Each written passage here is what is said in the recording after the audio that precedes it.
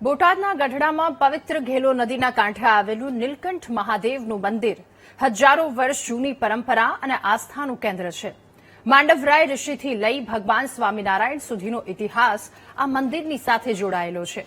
શ્રાવણ માસમાં અહીં ભક્તોની ભારે ભીડ ઉમટે છે. મોટી સંખ્યામાં શિવભક્તો દર્શનાર્થે આવે છે અને બિલીપત્ર, ફૂલ તથા દૂધથી મહાદેવનો અભિષેક કરી ધન્યતા અનુભવે છે. લોકવાયકા મુજબ હજારો વર્ષ પહેલા માંડવરાય ઋષિ ગઢડાની નજીક આવેલા માંડવધાર ગામમાં રહેતા હતા. દરરોજ નીલકંઠ મહાદેવની પૂજા કરવા માટે આવતા હતા. ઋષિના નામ સાથે માંડવધાર ગામનો ઇતિહાસ પણ જોડાયેલો હોવાનું કહેવાય છે. આ મંદિરનો સંબંધ સ્વામિનારાયણ સંપ્રદાય સાથે જોડાયેલો છે. તો આસ્થા, ઇતિહાસ અને પૌરાણિક પરંપરાનો સંગમ બનેલું ગઢડાનું નીલકંઠ મહાદેવ મંદિર આજે પણ શિવભક્તો માટે શ્રદ્ધાનું અડગ કેન્દ્ર બની રહ્યું છે. ત્યારે હજારો વર્ષ જૂની પરંપરા અને આસ્થા સાથે આ મંદિર જોડાયેલું છે. ત્યારે ઋષિના નામ સાથે માંડવધાર ગામનો ઇતિહાસ પણ જોડાયેલો છે. પવિત્ર શ્રાવણ માસની શરૂઆત અને મોટી સંખ્યામાં ભક્તો પણ અહીં આવતા હોય છે.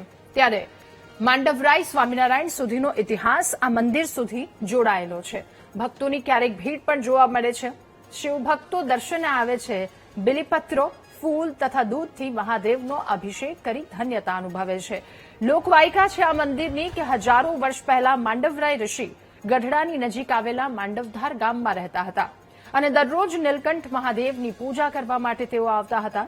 તો ઋષિના નામ સાથે માંડવધાર ગામનો ઇતિહાસ પણ જોડાયેલો છે.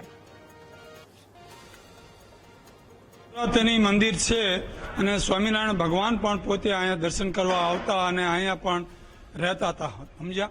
પછી દરબારગઢમાં સ્વામિનારાયણ ભગવાન ગયા, દાદા બાપુ અહીંથી તેડી ગયા, તે પણ સાચું છે. સમજ્યા? અને અહીંયા ભક્તોની ભીડ રહેશે. શ્રાવણ મહિનામાં સેવા કરવા તો અમારે પેઢીઓ આવીને પેઢીઓ પડતા ને અમે એમના મહિના પૂજા કરતા આવીએ છીએ અને પૂજા કરીએ છીએ. અને આ વર્ષો જૂનું માંડવરાય ઋષિ અહીંયા માંડવધાર થઈ ગયા. એ પણ શ્રીજી મહારાજે અહીંયા 1 મહિનો રહી જાય ત્યાર પછી ગામમાં પધરામણી કરીને લઈ જાય. એ અહીં પૂજા કરી લે. ત્યારે નીલકંઠ મહાદેવનું મંદિર આ પવિત્ર શ્રાવણ માસ અને મોટી સંખ્યામાં ભક્તો અહીં દર્શનાર્થે આવે છે. આ સાથે મંદિરની સાથે એક ઇતિહાસ પણ જોડાયેલો છે. બોટાદ ગઢડા કે જ્યાં પવિત્ર ઘેલો નદીના કાંઠે નીલકંઠ મહાદેવનું મંદિર હજારો વર્ષ જૂનું છે. વર્ષોથી હું અહીંયા નીલકંઠ મહાદેવે દર્શન કરવા આવી રહ્યો છું. ગઢડાના શહેરના મધ્યમાં આ ઘેલો પવિત્ર નદીના કાંઠે નીલકંઠ મહાદેવનું સુંદર મંદિર આવેલું છે. આ મંદિરની અંદર હજારોની સંખ્યામાં શ્રદ્ધાળુઓની આસ્થા સાથે જોડાયેલું છે. આ મંદિરની અંદર મહાશિવરાત્રી હોય ત્યારે પણ અનેક પ્રસંગો થાય છે. આ મંદિર તો બહુ જૂનું મંદિર છે અને અહીંયા મંદિરે અમે દર્શન કરવા આવીએ છીએ અને અહીંયા દર્શન કરવાથી ધન્યતા અનુભવીએ છીએ અને જે દાદાના દર્શન કરવાથી ઘણો આનંદ થાય છે અને ધાર્યા કામ પણ થાય છે.